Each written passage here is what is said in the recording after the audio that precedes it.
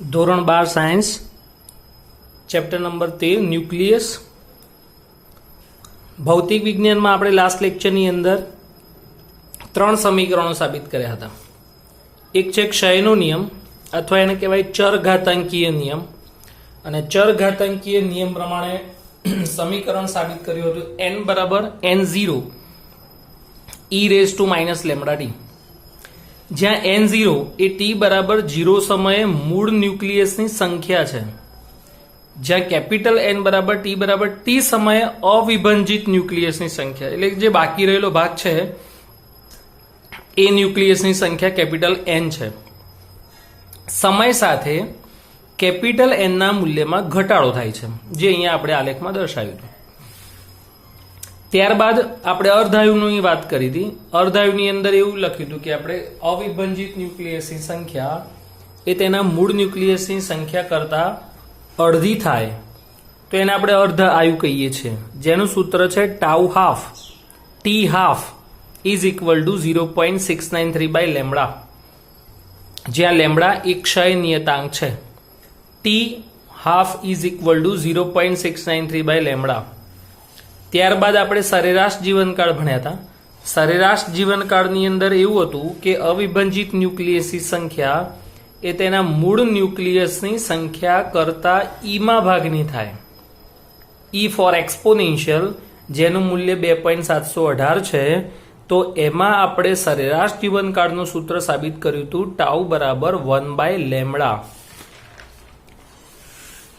ત્યારબાદ અર્ધ જીવનકાળ અને સરેરાશ જીવનકાળ વચ્ચેનો સંબંધ દર્શાવતું સૂત્ર લખ્યું હતું. T half is equal to 0.693 tau. T half is equal to 0.693 tau. તો ટાઉને સૂત્રનો કરતા બનાવો તો આ છેદમાં જશે, તો ટાઉ બરાબર 1.44 ટી હાફ.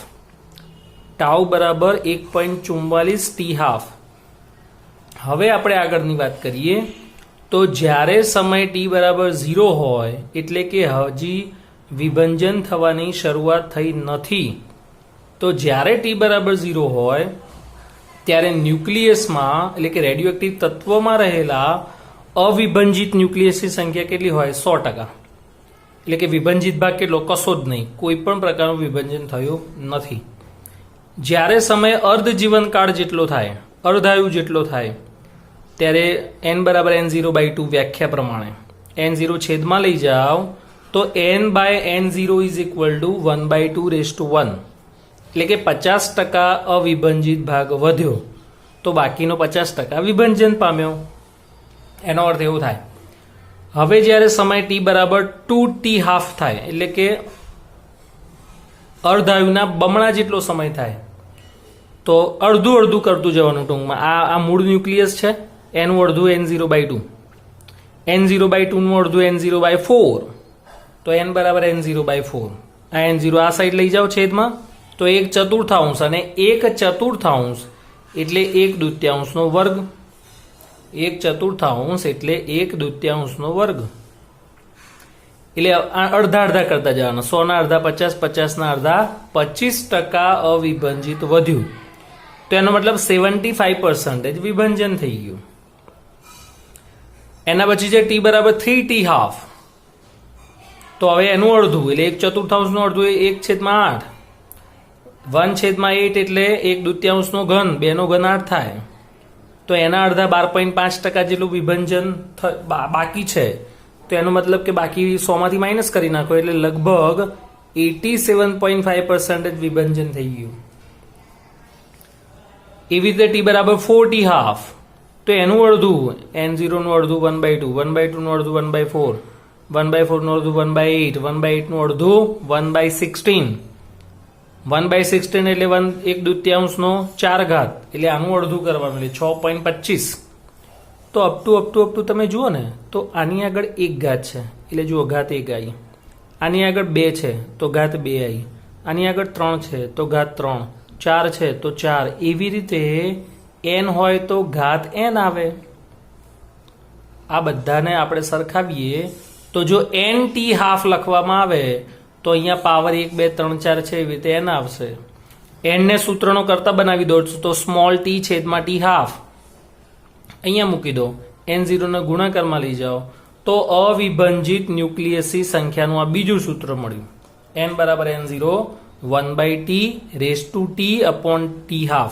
આ અર્ધાયુ છે, આ આપેલો સમય છે, આ ટી સમયે અવિભાજિત ન્યુક્લિયસની સંખ્યા છે અને આ મૂળ ન્યુક્લિયસ છે. તો જેમ આપણે આમાં 3 સૂત્રો લખ્યા હતા N, R અને M માટે, એવી રીતે તમે આમાં પણ 3 સૂત્રો લખી શકો N, R અને M માટે. N એટલે અવિભાજિત ન્યુક્લિયસ, M એટલે દળ અને R એટલે એક્ટિવિટી, ટી સમય એક્ટિવિટી, આ ટી સમય દળ. તો આ સૂત્રો ખાસ યાદ રાખજો, JEE નીટ માટે MCQ સોલ્વ કરવામાં કામમાં આવશે. તો એની ઉપરથી આપણે ગ્રાફ દોરીએ. તો આવો ગ્રાફ તો આપણે દોર્યો તો આગળ, ક્ષય વક્ર.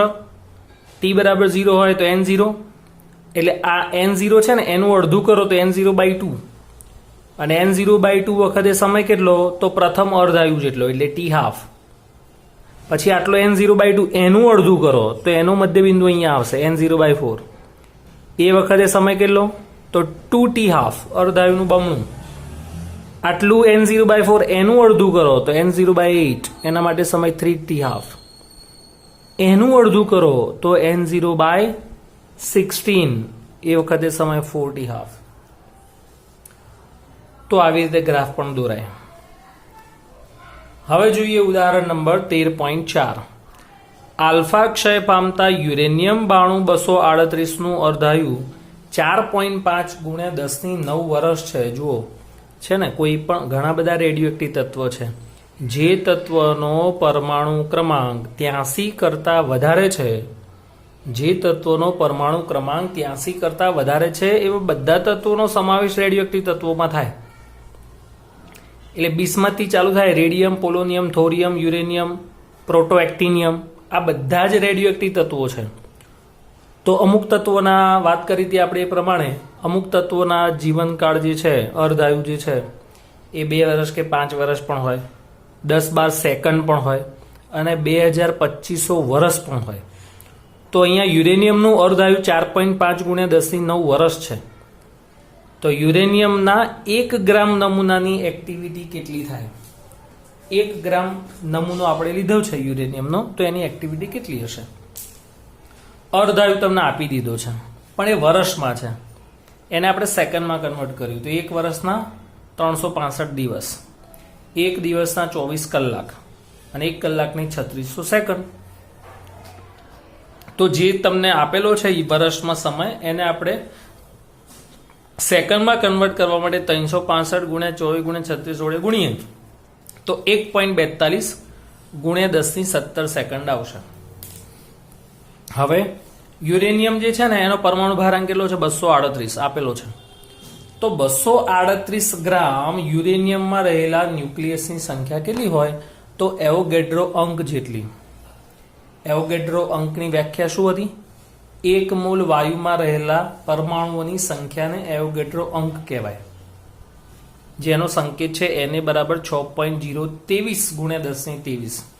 કેમિસ્ટ્રીમાં 6.022 × 10⁻23, પણ આપણે અહીંયા 6.023 લેવાનું. તો 238 ગ્રામ જે પરમાણુ ભારાંક હોય ને એ લેવાનું.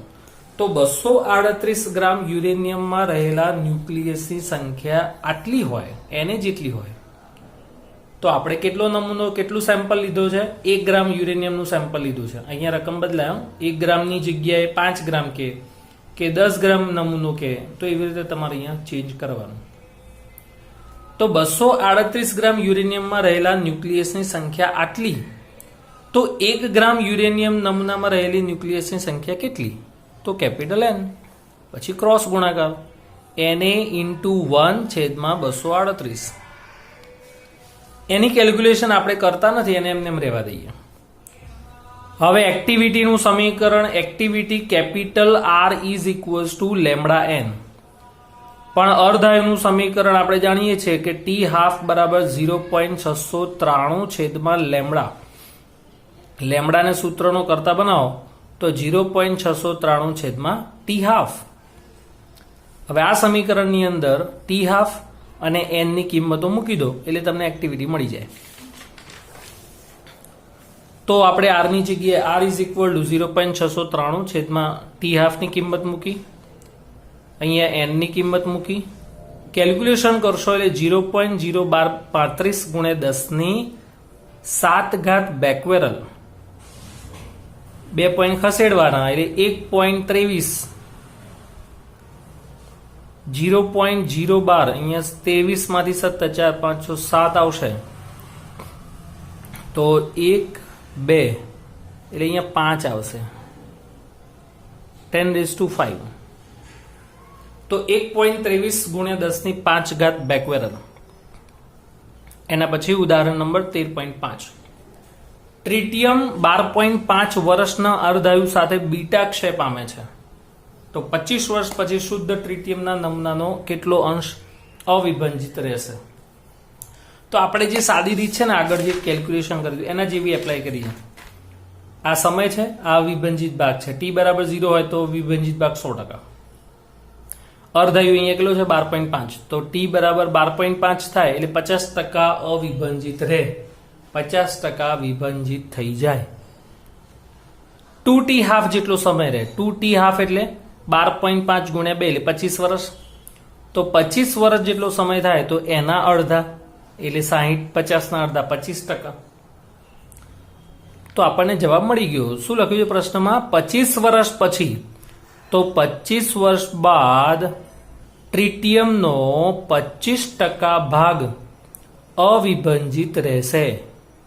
અહીંયા અવિભાજિત લખ્યું છે, કદાચ વિભાજન પણ પૂછે. 25% ભાગ અવિભાજિત થાય એનો મતલબ કે બાકીનો 75% ભાગ વિભાજિત થયો હશે. તો આ થયું ઉદાહરણ નંબર 13.5. વધુ નેક્સ્ટ ટાઈમ આપણે જોઈશું.